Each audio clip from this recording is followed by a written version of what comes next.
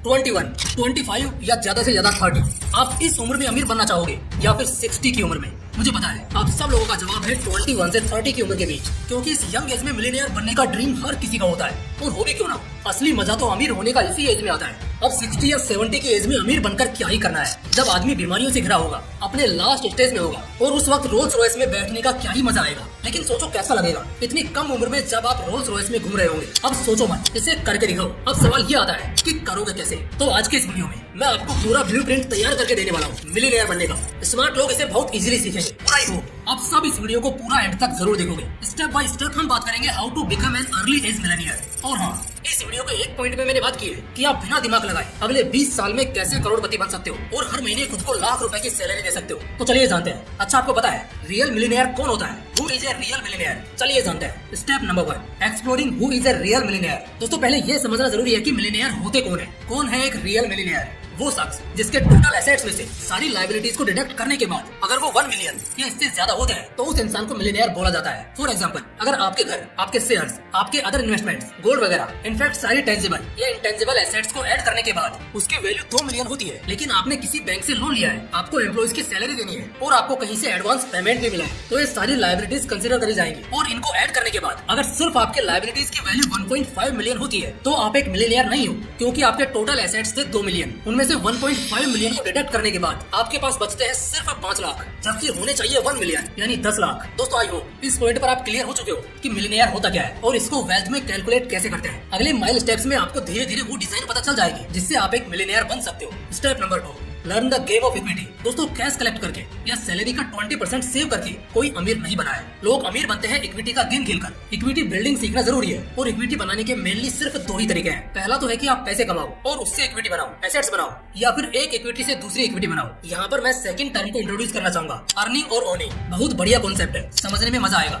Earn करो और ज्यादा से ज्यादा एसेट्स बिल्ड करो। फॉर एग्जाम्पल, आप मंथली 3 लाख रुपए कमाते हो तो उसमें से आप 2 लाख को 2 साल तक सेव करो और 50 लाख की प्रॉपर्टी ओन करो। बट आज वही 50 लाख की प्रॉपर्टी 2 साल बाद 55 लाख की होगी, तो ऐसे में आप रेस में पीछे रह जाओगे। बट एनी हाउ आप इस तरह से पैसे कमाकर एसेट्स ओन कर सकते हो। बट आपको फास्टली मिलियनेयर बनना है तो आपको पहले ओन करना है और फिर आपको उसी एसेट से अगला एसेट बनाना है। सो व्हाट इफ अगर वही 2 लाख रुपए आप सेव करो और 2 साल बाद 50 लाख का एक रेस्टोरेंट स्टार्ट करो और कुछ अदर इन्वेस्टमेंट्स के साथ आपको मंथली बेसिस पर उसी रेस्टोरेंट से 2 लाख रुपए की नेट इनकम आने लगे, तो इस तरह से आप मंथली 5-5.5 लाख रुपए कमा रहे होंगे, जबकि आपके पास रेस्टोरेंट जैसी हैवी प्रॉपर्टी है जिसे आप ओन कर रहे हो और उसी 2 लाख से आप दोबारा अगला इक्विटी ओन करोगे। तो इस प्रोसेस से पैसे बनाना और मिलियनेयर के स्टेयर को क्लाइम करना फार इजी है। Step number 3, don't diversify. दोस्तों, अगर मैं आपसे पूछूं कि आपके पास अभी के टाइम में सबसे वैल्यूएबल चीज क्या है, तो इसका जवाब होगा टाइम और अटेंशन। जब हम बात पैसों की करते हैं तो हमें वहाँ पर टाइम और अटेंशन ही सबसे ज्यादा देना होता है। ऐसे में एक मिस्टेक है जो यूजुअली लोग कर देते हैं, वो किसी एक जार को पूरा भरने के बजाय 7 जार को एक साथ भरने की कोशिश करते हैं। एंड ट्रस्ट मी,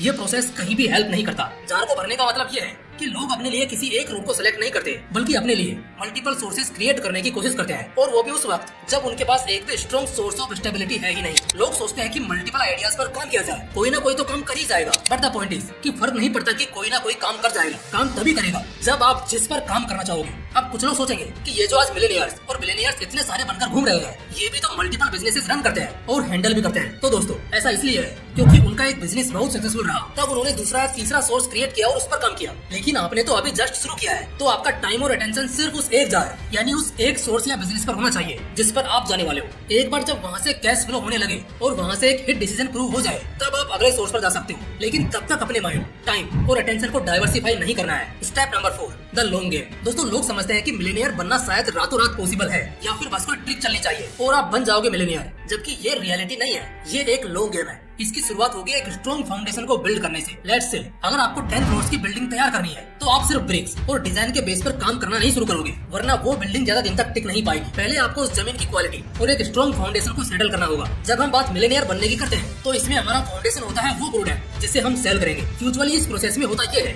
कि हम पहले एक प्रोडक्ट को बनाते हैं, फिर लोग उसे जान सके इसलिए उसे एडवर्टाइज करते हैं, और फिर कुछ नॉन एक्सपीरियंस्ड बिजनेसमैन बस एडवर्टाइज ही रन करते रहते हैं जिससे कि किसी तरह उनकी सेल्स हो जाए। बट ऐसा नहीं करना है हमें, क्योंकि हम इस वक्त एक लॉन्ग गेम का पार्ट है। लोगों को खुद एक दूसरे को फीडबैक देने दो आपके प्रोडक्ट का, एडवर्टाइजिंग और मार्केटिंग करनी है, बट सिर्फ इसी चीज पर अपना बिजनेस का फाउंडेशन बिल्ड नहीं करना है, वरना ये लॉन्ग गेम में काफी प्रॉब्लम क्रिएट कर सकता है। दोस्तों, कुछ क्वालिटीज हैं जो इस लॉन्ग गेम में अपने अंदर होनी चाहिए, जैसे कि पेशेंस, क्रिएटिविटी, एक्सप्लोर करने की एबिलिटी और लगातार अपग्रेड करने करने की कैपेसिटी। स्टेप नंबर 5, फाइंड ए हंग्री क्राउड। दोस्तों एक ऐसा क्राउड फाइंड करना है आपको आपके बिजनेस के लिए जिससे लोग आपके बिजनेस में बढ़ते ही जाएं। इसके लिए मैं आपको एक शॉर्ट फिक्शनल स्टोरी सुनाता हूँ। तो हुआ कुछ ऐसा कि एक बार एक बिजनेसमैन जिसने नया बर्गर का शॉप डाला था, उसे समझ नहीं आ रहा था कि वो कैसे अपनी सेल्स बढ़ाए। उसके इस सिचुएशन को देखते हुए एक जिन प्रकट हुआ और उसने बिजनेसमैन को ऑफर किया कि मैं तुम्हें एक विश करने का मौका देता हूँ, उस विश में मैं तुम्हें सबसे बढ़िया एडवाइस करूंगा। बिजनेसमैन कहता है मुझे ये बताओ कि क्या मुझे अपने बर्गर का प्राइस कम करना चाहिए। जिन कहता है नहीं। फिर वो बंदा दोबारा पूछता है कि सेल्स बढ़ाने के लिए क्या मुझे अपने बर्गर का टेस्ट बहुत अच्छा करना चाहिए।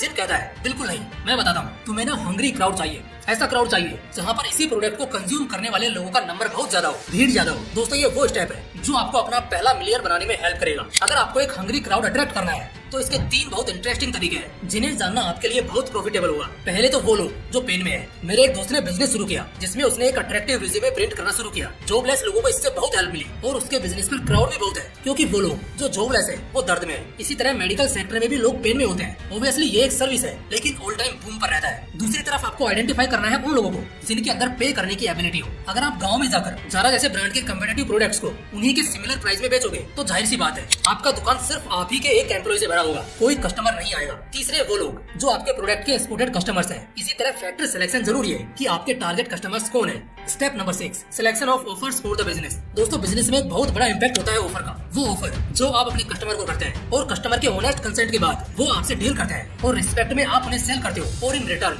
आप पैसे लेते हो। ऐसे में आप क्या ऑफर कर रहे हो, ये पहला इंप्रेशन होगा और ये ऑफर आपके टारगेट कस्टमर्स के लिए कितना वैल्यूएबल होगा, यही चीज आपके बिजनेस का फ्यूचर डिसाइड करेगी। तो इस स्टेप में आपको ये सीखना है कि जब भी आप अपने बिजनेस के लिए ऑफर डिसाइड करो, मेक श्योर करना कि आपका ऑफर वैल्यूएबल हो। फॉर एग्जांपल, आप किसी 30 साल के आदमी को 2 ऑफर करते हो, एक वेट लॉस का और दूसरा करोड़पति बनने का। अनडाउटली वो अमीर बनना चाहेगा। 30 की एज में हैंडसम दिखने का डिजायर लोगों में कम होता है, उससे ज्यादा अमीर बनने का होता है। तो सेम इसी रूल को अपने बिजनेस में अप्लाई करना है और अपने कोर स्ट्रेटेजी में वैल्यूएबल ऑफर्स को इंक्लूड करना है जो आपके बिजनेस की पोजीशन और परफॉर्मेंस दोनों बेटर करेंगे। Step number 7, marketing and sales. दोस्तों मोस्टली टाइम जब भी हम ग्रोसरी रिलेटेड शॉपिंग के लिए डीमार्ट या कहीं अच्छी जगह पर शॉपिंग करने के लिए जाते हैं और लेट से परफ्यूम या कोई और अदर एसेंशियल्स हमें चाहिए होता है तो हम उसे कैसे बाय करते हैं, ये बहुत कंफ्यूजिंग होता है क्योंकि वहाँ पर मल्टीपल ब्रांड्स या यूं कहें तो ऑलमोस्ट एक ही प्रोडक्ट के बहुत सारे एग्जिस्टिंग ब्रांड्स वहाँ होते हैं। इस पॉइंट पर हमारा कंफ्यूजन दूर होता है जब हमें याद आता है वो एड जो हमने टीवी पर बार बार देखा होता है। कंपनीज ऐसे ही टैक्टिक्स का यूज करके अपने लाखों कस्टमर्स को रेगुलरली मेंटेन करती है। आप खुद देख पाओगे एक बार के लिए ब्रांड अगर कंज्यूमिंग है और अगर उसका मार्केटिंग, ब्रांडिंग और एडवर्टाइजिंग 1 साल के लिए रोक दिया जाए तो उसके सेल्स में हैवी डाउनफॉल दिखेगा। मार्केटिंग से सेल्स डायरेक्टली प्रोपोर्शनल है। मार्केटिंग का इम्पैक्ट जितना ज्यादा होगा सेल्स इंक्रीमेंट उसी रेशियो में देखने को मिलेगा। इनफैक्ट मार्केटिंग आपके 4 मेजर फैक्टर्स को क्लियर करती है और इस क्लियरिटी की बहुत ज्यादा जरूरत होती है ऑलमोस्ट हर बिजनेस को। वो फैक्टर्स है फीडबैक, टारगेट कस्टमर्स, रिक्वायरमेंट और प्राइस मॉडिफिकेशन। दोस्तों मार्केटिंग ना सिर्फ हमारी इंक्वायरीज को क्लियर करता है बल्कि मार्केट में रेगुलर सर्वाइव करने में भी काफी हेल्प करता है। Step number 8, compounding. दोस्तों इसे कुछ इस तरह समझेंगे। जस्ट इमेजिन आपके पास इस वक्त 8,000 रुपए है और अगले 1 साल के लिए इस पर 10% का आपको रिटर्न इन्वेस्टमेंट मिलता है तो अगले 1 साल बाद इसकी वैल्यू होगी 8,800 रुपए। यानी 1 साल में आपको 800 रुपए का रिटर्न मिला और वो अब हो गए 8,800 रुपए। आप अगले 1 साल के लिए इसे और रखते हो तो अगला रिटर्न आपको 8,000 पे नहीं बल्कि 8,800 रुपए पे मिलेगा और इसमें आपको अगले साल 80 रुपए ज्यादा मिलेगा और आपके रिटर्न की वैल्यू अगले साल हो जाएगी 9,680 रुपए। तो कंपाउंडिंग कुछ इस तरह से काम करता है। अब आपको सबसे सिंपल तरीका बताता हूँ अपने पैसे को कंपाउंड करने का कि आपका पैसा कंपाउंड कैसे होगा और वो तरीका है SIP। बताता हूँ कैसे। मान लो लास्ट ईयर आपने सिस्टमैटिक तरीके से इन्वेस्टमेंट करना शुरू किया जिसे हम SIP बोलते हैं। मान लो आप हर महीने 10,000 रुपए इन्वेस्ट करते हो निफ्टी 50 इंडेक्स फंड में और ये प्रोसेस आप अगले 20 साल तक करते हो तो अगले 20 साल में आप इन्वेस्ट कर चुके होंगे 24 लाख रुपए। याद रखना 24 लाख रुपए आपने टोटल इन्वेस्ट किए हैं। अब आपके मन में सवाल ये आ रहा होगा कि ये पैसा 20 सालों में कितना बन जाएगा। तो ये डिपेंड करता है कि रिटर्न कितना मिल रहा है। एक बार ये देखिए, ये निफ्टी 50 का लास्ट 5 इयर्स का रिटर्न है जो कि है 95%। एवरेज निकाले तो हर साल 19% का रिटर्न इसने दिया है लेकिन हम इसे और कम मानकर चलते हैं और हम मानते हैं कि हमें हर साल सिर्फ 15% का ही रिटर्न मिलेगा। तो पता है 15% के रिटर्न के अकॉर्डिंग आपके पैसे 20 सालों में कितने हो चुके होंगे? जी हाँ, ये हो चुके हैं करीब 1.5 करोड़ रुपए।